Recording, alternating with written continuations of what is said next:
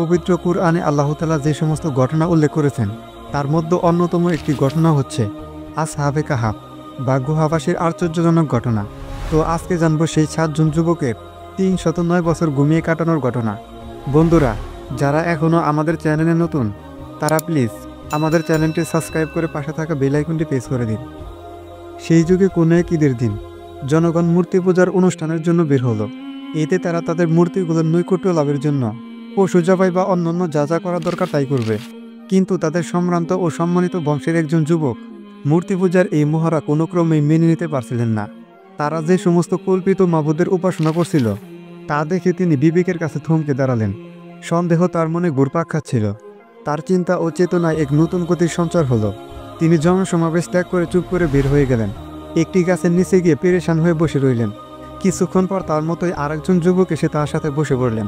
তার মনেও একই সন্দেহ। এক এক করে 7 জন যুবক এসে একত্রিত হলেন। সকলের মনে প্রশ্ন একটাই, নিজ হাতে গড়া কাঠের ও পাথরের মূর্তি কি করে আমাদের মাবুদ হতে পারে? কল্যাণ অকল্যাণের ক্ষমতাই বা কোথায় পেল তারা? যিনি এই সুন্দর পৃথিবী সৃষ্টি করেছেন, এই আকাশ বাতাস তৈরি করেছেন, যিনি আমাদের জীবন ও মরণের একমাত্র মালিক, তাকে বাদ দিয়ে এগুলোর ইবাদত কি করে সম্ভব? এই 7 জনের মধ্যে কোনো প্রকার রক্তের সম্পর্ক ছিল না, কিন্তু কিছুক্ষণের মধ্যেই ঈমানের বন্ধনে তাদের একজন অন্যজনের সাথে আটকে গেলেন। তারা সকলেই এক বাক্যে পরস্পরের নিকট জাতের লোকদের মূর্তি পূজা ও শিরকের প্রতি মনের সন্দেহের কথা প্রকাশ করলেন। অতঃপর তারা মহাবিশ্বের মাঝে তাদের প্রখর দৃষ্টি ঘুরালেন। এতে তাদের অন্তরসমূহ তাওহীদের আলোয় আলোকিত হয়ে উঠল এবং আল্লাহর মনোনীত দিনের সন্ধান পেয়ে তাদের আত্মা এক অনাবিল প্রশান্তি লাভ করল। তারা সকলেই ঈমান গোপন রাখার উপর একমত হলেন, কারণ তাদের বাদশা ছিল মূর্তিপূজক মুশরিক, যে তার প্রজাদেরকে শিরক করতে বাধ্য করত। তারা সমাজের অন্যান্য লোকদের সাথে বসবাস করতে থাকলেন, কিন্তু তাদের প্রত্যেকেই যখন একাকী হন তখন আল্লাহর ইবাদতের দিকে মনোনিবেশ করেন। কোনো এক রাতে তারা যখন একত্রিত হলেন তখন তাদের একজন নিচু আওয়াজে এবং পূর্ণ সতর্কতার সাথে বললেন, হে আমার বন্ধুগণ, গতকাল আমি একটি খবর শুনেছি। এটি যদি সত্য হয় তাহলে অচিরেই আমাদেরকে আমাদের দিন থেকে ফিরিয়ে রাখা হতে পারে, অথবা আমাদের জীবন নাশ হতে পারে। আমি শুনলাম আমাদের ব্যাপারটি এখন বাদশাহর কাছে গোপন নয়। আমাদের দিন ও আকীদাহর বিষয়টি এখন তার কাছে অস্পষ্ট নয়। যেই দিনকে আমরা হৃদয়ে গেঁথে নিয়েছি এবং যা আমাদের চিন্তা চেতনার অবিচ্ছেদ্য অংশে পরিণত হয়েছে তা এখন বিপন্ন হওয়ার পথে। সুতরাং তোমরা চিন্তা করো এবং তোমাদের সিদ্ধান্ত তোমরাই গ্রহণ করো। দ্বিতীয়জন বললেন, খবরটি আমিও শুনেছি, তবে তা মুনাফিক ও অজ্ঞদের অপপ্রচার মনে করে উড়িয়ে দিয়েছে। পরক্ষণেই খবরটি সত্যতা প্রমাণিত হলো। আমরা আমাদের দিনের উপর অবিচল থাকব। যে বিপদে আসুক না কেন তা মাথা পেতে নিব। আল্লাহর সত্য দিনকে জানার পর কোনোভাবেই পূর্বে সেই মূর্তি পূজার দিকে ফেরত যাব না। গুজব এখন সত্যে পরিণত হলো। বাদশাহ তাদের খবরটি জেনে ফেলল। তাদের ঘর থেকে বের করে বাদশাহর দরবারে হাজির করা হলো। বাদশাহ বললেন, তোমরা তোমাদের ব্যাপারটি গোপন রাখতে চেষ্টা করেছ, কিন্তু সফল হতে পারোনি। আমি জানতে পেরেছি যে তোমরা বাদশাহ এবং তার প্রজাদের ধর্ম ত্যাগ করেছ। তোমরা এমন এক নতুন ধর্মে প্রবেশ করেছ যে সম্পর্কে আমি জানি না। কোথা থেকে তা তোমাদের আসলো? আমি তোমাদেরকে কখনোই এভাবে ছেড়ে দিব না। আমি জানি তোমরা সম্ভ্রান্ত বংশের লোক, তাই অন্যরা তোমাদের কারণে বিভ্রান্ত হতে পারে। এমন আশঙ্কা যদি না থাকতো তাহলে তোমাদেরকে বাধা প্রদান করতাম না। যাই হোক, আমি তোমাদের ব্যাপারে তাড়াহুড়া করতে চাচ্ছি না। তোমরা চিন্তা করো, হয় তোমরা আমার ধর্মে ফেরত আসবে, অন্যথায় তোমাদের মাথাগুলো দেহ থেকে বিচ্ছিন্ন হবে। কিন্তু তাদের অন্তরগুলোকে আল্লাহ মজবুত করে দিলেন, ঈমানকে শক্তিশালী করে দিলেন। তারা বললেন, হে বাদশাহ, আমরা এই দিনে কারো অন্ধ অনুসরণ করে প্রবেশ করিনি, বাধ্য হয়েও নয় এবং অজ্ঞতাবশও নয়। আমাদের সুস্থ বিবেক ও ফিতরাত আমাদেরকে ডাক দিয়েছে, আমরা সেই ডাকে সাড়া দিয়েছি। বিবেক আমাদেরকে আলোকিত করেছে, তার আলোতেই আমরা চলছি। আল্লাহ এক ও অদ্বিতীয়, তার কোনো শরিক নেই। আমরা তাকে ছাড়া আর কাউকেই ডাকব না। আর আমাদের জাতির লোকেরা অন্ধ হয়ে অন্যের তাকলিদ করে মূর্তি পূজা করছে, যে ব্যাপারে তাদের কোনো দলিল প্রমাণ নেই। এই হলো আমাদের শেষ কথা। এখন আপনি যা খুশি করতে পারেন। এরপর বাদশাহ বলল, এবার যাও, আগামীকাল অবশ্যই আসবে, আমি তোমাদের ব্যাপারে ফয়সালা প্রদান করব। তারা ফিরে এসে পরামর্শ করতে লাগলেন এবং প্রত্যেকেই স্বীয় মতের চাকা ঘোরাতে লাগলেন।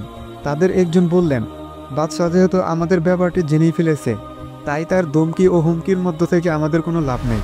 আমরা ওই গুহার দিকে দিন নিয়ে পালিয়ে যাব, যদিও তা হবে এই প্রশস্ত দেশের তুলনায় খুব অন্ধকার ও সংকীর্ণ, কিন্তু আমরা সেখানে প্রশস্ত মনে এক আল্লাহর ইবাদত করতে পারবো, যা আমরা এই বিশাল রাজ্যে করতে পারছি না।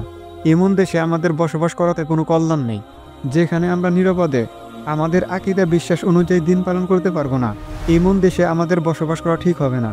যেখানে আমাদের সঠিক বিশ্বাসের বিরুদ্ধে অন্য একটি বাতিল মত চাপিয়ে দেওয়া হচ্ছে। সুতরাং সকলে এই কথায় একমত হয়ে গেলেন। তারা সফর সামগ্রী তৈরি করে নিজ দেশ ছেড়ে এক অজানা পথের উদ্দেশ্যে দিন নিয়ে হিজরত শুরু করলেন। পথে একটি কুকুর তাদের সাথে হয়ে গেল।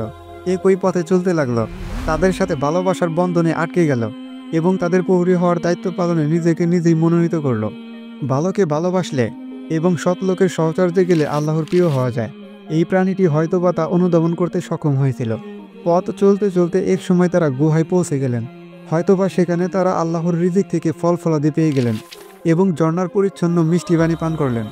দীর্ঘ পথ চলার পর সফরের ক্লান্তি দূর করার জন্য পরিশ্রান্ত শরীর নিয়ে সেখানে তারা সামান্য বিশ্রামের নিয়তে গুহার মধ্যকার জমিনে মাথা রেখে শুয়ে পড়লেন।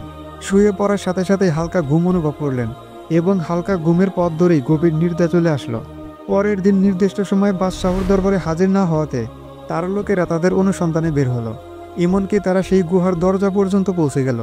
কিন্তু হিজরতের পথে মক্কার মুশরিকরা রাসূল সাল্লাল্লাহু আলাইহি ওয়াসাল্লাম ও আবু বকরের সন্ধানে বের হয়ে গাড়ে সাওয়ার পর্যন্ত পৌঁছে গিয়েও যেভাবে অন্ধ হয়ে গিয়েছিল, আল্লাহ তাআলা সেভাবেই তাদেরকে অন্ধ করে দিলেন। এখানে ঘটে গেল আল্লাহ তাআলার এক বিস্ময়কর ঘটনা। দিনের পর আসে রাত, রাতের পর দিন, পার হয়ে গেল বছরের পর বছর। গভীর নির্দ্রা তাদেরকে আচ্ছন্ন করে আছে। বাহিরের কর্মব্যস্ত জীবনের সাথে তাদের কোনো সম্পর্ক নেই। আকাশের বিজলির গর্জন, বাতাসের প্রচণ্ডতা এবং পৃথিবীর কোনো ঘটনায় তাদের ঘুমের ব্যাঘাত ঘটাতে পারেনি। সূর্য উদিত হওয়ার সময় ডান পাশে হেলে গিয়ে গুহার ছিদ্র দিয়ে সামান্য আলো প্রবেশ করে এবং আল্লাহর হুকুমে তাদেরকে সামান্য আলো ও তাপ প্রদান করে। কিন্তু সূর্যের প্রখর উত্তাপ তাতে প্রবেশ করে না। আল্লাহর ইচ্ছায় তাদের শরীরকে হেফাজতের জন্য অস্ত যাওয়ার সময়ও সূর্য একটু বাম দিকে হেলে যায়। কুকুরটি তার দুই বাহু প্রসারিত করে বীরের মতো প্রহরীর কাজে গুহার বাইরে অবস্থানরত। তারা সেখানে মাঝে মাঝে ডানে বামে পার্শ্ব পরিবর্তন করছেন। কে আছে এমন যে এই দৃশ্য দেখে ভয় পাবে না? গভীর নির্দ্রায় ৩০৯ বছর পার হয়ে গেল। এবার তারা ক্ষুধা ও পিপাসায় দুর্বল শরীর নিয়ে জাগ্রত হলেন। তারা ভাবলেন সময় বেশি অতিক্রম হয়নি এবং ইতিহাসের চাকা গুহার মুখেই থমকে রয়েছে। তাদের একজন বললেন, হে বন্ধুগণ, আমার মনে হয় এখানে আমরা দীর্ঘ সময় ঘুমিয়ে পার করেছি। তোমাদের মতামত কি? অন্যজন বললেন, আমার মনে হয় পূর্ণ একদিন আমরা নির্দিত ছিলাম, কারণ যে ধরনের ক্ষুধা ও পিপাসা আমরা অনুভব করছি তাতে তাই মনে হয়। তৃতীয় জন বললেন, সকালে ঘুমিয়েছি, এই দেখো সূর্য এখনো ডুবে যায়নি, আমার মনে হয় একটি দিবসের কিয়দাংশই আমরা নির্দয় অতিক্রম করেছি। চতুর্থ জন বললেন, ছাড়ো এসব মতভেদ, আল্লাহই ভালো জানেন আমরা কতকাল এখানে ঘুমিয়েছি। মূল কথা হচ্ছে আমার প্রচুর ক্ষুধা অনুভব হচ্ছে, মনে হচ্ছে কয়েকদিন যাবৎ না খেয়ে আছি। আমাদের একজনের এখনই শহরে গিয়ে কিছু খাদ্য ক্রয় করে নিয়ে আসুক, তবে তাকে অবশ্যই সতর্কতা ও সাবধানতা অবলম্বন করতে হবে, কারণ লোকেরা যদি আমাদের অবস্থান সম্পর্কে জেনে ফেলে তবে তারা আমাদেরকে হত্যা করতে পারে কিংবা আমাদের ফিতনায় ফেলে দিন পালন থেকে বিরত রাখতে পারে। তাকে আরও একটি বিষয় সাবধান হতে হবে, কোনোভাবেই যেন হারাম খাদ্য ক্রয় করা না হয়, সেজন্য সে যাচাই বাছাই করে হালাল খাদ্যটি ক্রয় করবে। তাদের একজন সাবধানতা ও পূর্ণ সতর্কতার সাথে ভীত সন্ত্রস্ত অবস্থায় শহরে প্রবেশ করলেন। তিনি দেখলেন কোনো কিছুই আর আগের মতো নেই। ঘরবাড়িগুলো পরিবর্তন হয়ে গেছে। পুরাতন পরিত্যক্ত ঘরের স্থলে বিশাল প্রাসাদ শোভা পাচ্ছে। আগের প্রাসাদগুলো পরিত্যক্ত অবস্থায় পড়ে আছে। তিনি এখন যে সমস্ত চেহারা দেখছেন সেগুলো পরিচিত কোনো লোকের চেহারা নয়। নদীর স্রোত আগের মতোই চলছে বয়ে, পরিবর্তিত রূপ ধারণ করে।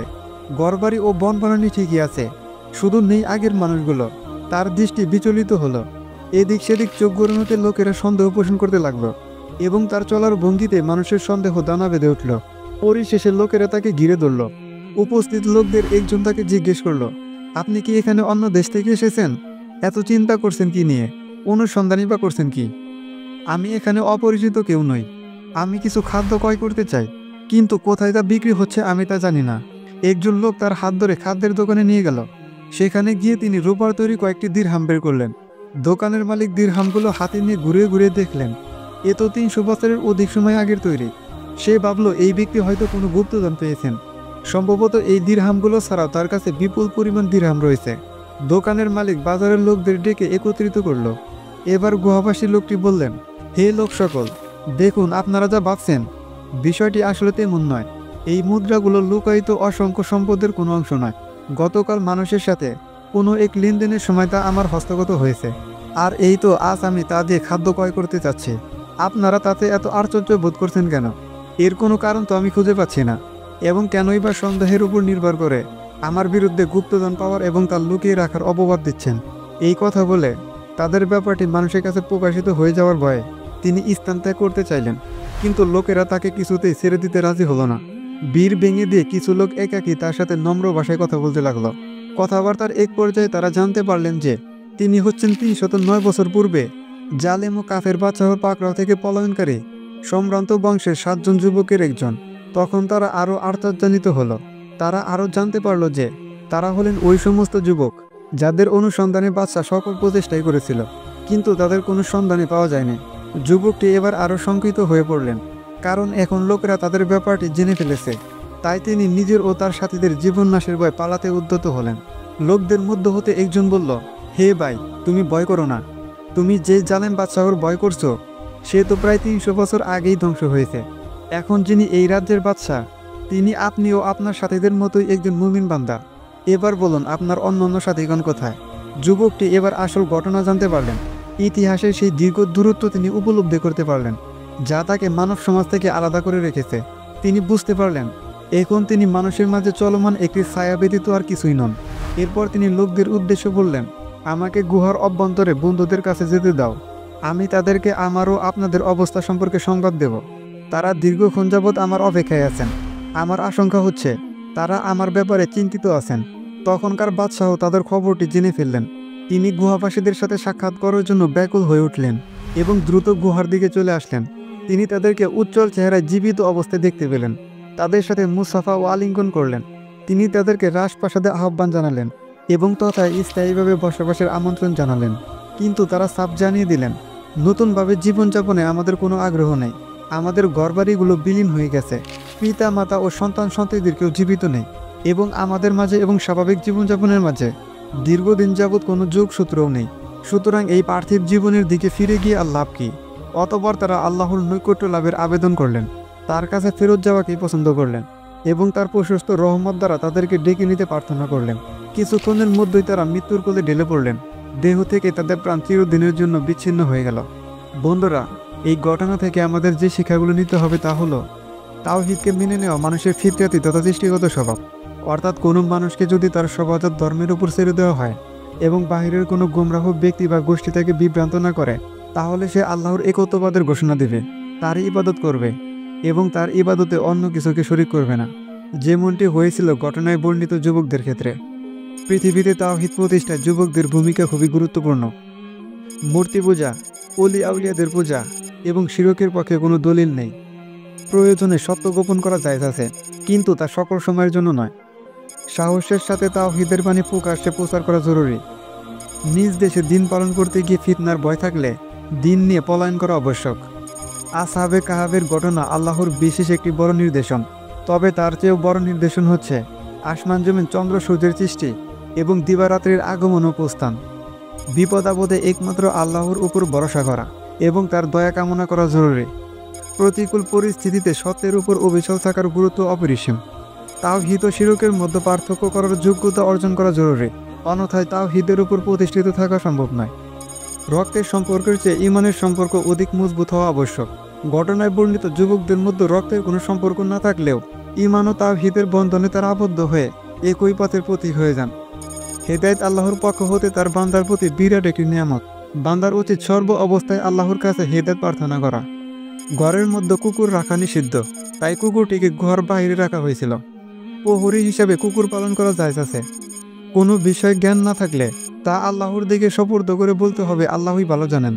এছাড়াও আরও অসংখ্য শিক্ষণীয় দিক আছে উক্ত ঘটনায়, যা হয়তো একজন দুজন মানুষের দ্বারা বের করা সম্ভব নয়।